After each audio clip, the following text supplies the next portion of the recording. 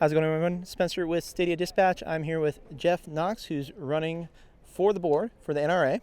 Now, tell me about why you're running and what changes you want to see to the NRA. Well, the NRA is a mess. They're wrapping up their trial in New York right now. Finally, Wayne LaPierre has stepped down.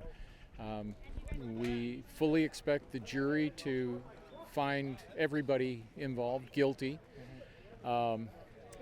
Or find against everybody involved, including the NRA itself, for allowing the mismanagement to continue for so long. There's 4 of us running as reform candidates. We're hoping that we can get on the board and have a voice. The board is 76 members right now, and it's hard to get anything at all done with a board that big. So our ideal changes that we'd like to see made would be a reduction of the board of directors down to about 9, maybe 15 at the max, and that they should be qualified business people who understand how to run a $500 million a year corporation.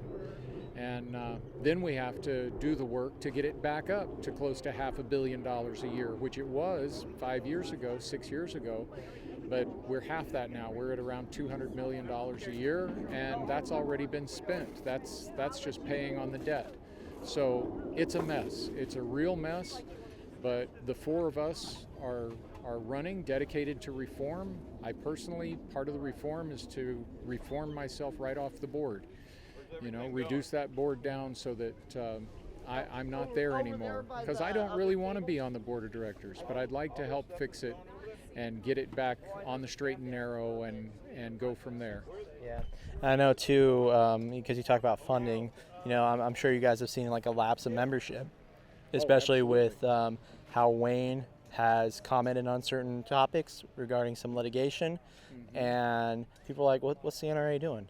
Yeah. I mean, I was an NRA member. I will be again.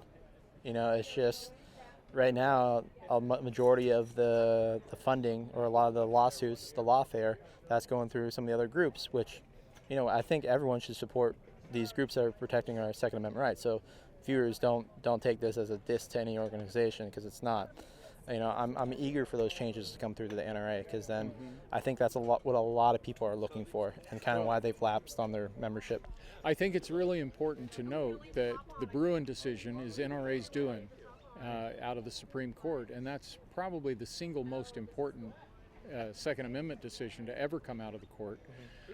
Great decision. Pray for Clarence Thomas, his health and his desire to continue. But it would be nice to see all of the organizations coordinating their litigation a little bit better, get NRA back involved in it, coordinating with Second Amendment Foundation and GOA Foundation and the Firearms Policy Coalition. Get them involved and working together to, instead of competing. And this is one of the problems that our movement has had for a long, long time, is organizations treating each other like competitors instead of co-workers in the fight. And so we need to move in that direction. And it's going to take years. If we have the chance to rebuild the NRA, it's going to take years. We've lost over 1 million members. We've lost over half our revenue, our annual revenue. It's not a good situation. So we're hoping that we can get it moving back in the right direction and get back up there where we're making a difference in elections and in litigation and in legislation. Yeah. Also lawfare too. Right. You mentioned with the Bruin decision, those are some key decisions that have had a major impact on our rights.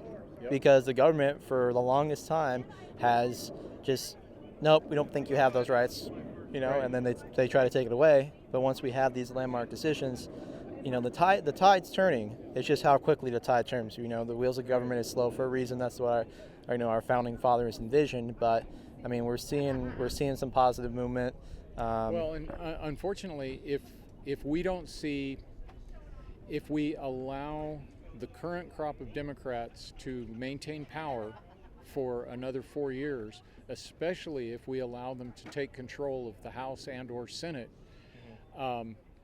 Again, we're in big trouble. I mean, they kicked out Santos. I mean, Right. I mean that was shocking to me. It's like you guys were so worried about some of these politicians. Oh yeah, anti-leftists or whatever. game. Yeah, It's a exactly. numbers game. When I refer to the DC swamp all the time because the swamp aligned to get rid of Santos, and now what happened in New York? Right. You have a Democrat that took his spot, Yep. and Yeah. it's like now you lost that margin that you could have had. And Santos was a crazy person. I don't know how he got elected in the first place, but this is, as I said in my speech earlier, it's not 4D chess, it's not 3D chess, it's not chess at all, it's not checkers, it's tic-tac-toe. Block that square, keep them from getting the majority, keep them from having the power. Here in Arizona, we've seen it. We unfortunately elected a Democrat anti-gun governor and attorney general. Right. The numbers really didn't look right to me, and I follow numbers really closely in elections. But part of it was that Republicans didn't vote early like they should have, and part of it was, I think, shenanigans. But I mean, I dealt with it up where I'm at in North Phoenix, where I waited 2 hours in line so I could just to vote. right. They had a technical glitch which slowed everything down, and it's like, are you serious? Because I mean, a lot of people like myself, we want to vote in person. That is something I like doing. And that is my constitutional right. I think I should be able to take my mail-in ballot and walk in to the polling place and check in and run it through the machine so that it's counted right there, right then, and I can see that it's counted, rather than putting it in the mail or putting it in a box at the polling place like we do now. Box and 3. Having it counted later, So there's a lot to it, but I was always one of those guys that went to the polling place and put my early ballot in the box. And then I found out that that's a problem. And so either I'm going to vote in person or I'm going to mail it in a week before the election, whatever the deadline is, to make sure that it gets there on time and I can check and see that it registers that I voted on the website. And that's the best you can do for pretty much. But yeah, we're in a lot of trouble, and without the NRA to help, Republicans are in a lot more trouble than they would be in. This should be, like last year should have been, a huge red wave. Republicans should have just swamped the Democrats in the race 2 years ago, and they should do it again this time. Our economy, our gun rights, our voting rights, all of it is at risk, and they're using the argument of preserving democracy. Yeah, I love how they say preserving democracy when they're the ones prosecuting their political enemies. I love how that happens, right? Right, absolutely. And so anyway, it's a mess. Hopefully we can get it straightened out. I'm hoping that all the NRA members who are eligible to vote, the ballots will be coming out in the last week or so of February for the March issue of the magazine. And there are 4 of us running as reform candidates, and we need absolutely every vote we can get. Running an outsider campaign like we're doing is difficult. It's virtually impossible. So we're really pushing for that and need every single vote. And are multiple positions open for the board right now, or is it just one? No, there's 25 seats that are open in this election, and we're running want all for 4. 4 of those. Yeah.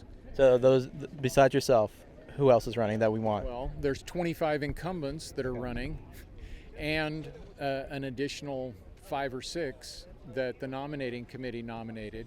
The 4 of us were all nominated by petition of the members. Okay. And we're the only ones nominated by petition of the members. And so, there's 76 members on the board, which is insanity. So we're just hoping to get in a position where maybe we can help fix what's wrong and go from there. Perfect. And once we get those members in, and you said, I know, because we're focusing on legislation as well, we're going to start seeing some more work in Arizona, hopefully. I mean, we have some good legislatures out here, legislative members for the TA out here. Right. I forget who it was years ago that tried to pass. I'm going to blank on his name. He's going to see this video and just give me a hard time next time I see him. Was it Wen that was the one that did that? Quan? Yeah, I think it was Quan. That was, or a couple of those guys that were trying to pass that kind of what Texas did with the, state suppressor, state SBR to get around the federal federal stuff. Firearms Freedoms Act type stuff. That actually started with Gary Marbett in Montana, and he took it through court, and they beat him down. But Texas is taking a bit of a different approach to it, and hopefully it will survive court challenges. But we'll see. We'll see. Now, is there anything else you want to tell my viewers? Well, you can find out more about me at firearmscoalition.org. It's firearmscoalition.org, or just enter the name Knox and guns, and you'll come up with me, my dad, my brother, and safes. But so what you're saying is I need to reach out to you guys for some safes once I upgrade my arsenal. No, we don't do the safes, but we do all the information on guns and gun rights. So chase us that way. Okay, good to know. Yeah, I was as I've been out here in California, I've been escaping California. I've grown the collection immensely. That was my dad's over there talking with your friend, but that was their gift to me. They're like, "Oh, you need another safe."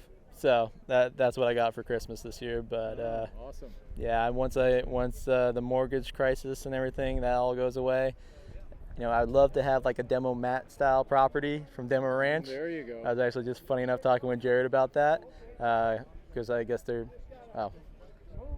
news to come on their next range day. I'll just put it that way. There might have been a little slip of the tongue. So Jared might be in trouble. I'm going to bleep it out. Well, they didn't invite me last time, so I'm going to get on them about it this time. Oh, you go find Jared if he's still here. Yeah, see if he can get you the invite, or just reach out to Matt. I'm sure he'd love to have you. Yeah. I mean, considering what you guys do for the movement. So, well, Jeff, it's a pleasure. Pleasure. Thank you. Yep. Thank you so much, and have a great rest of the weekend. All right. Thank you. Awesome.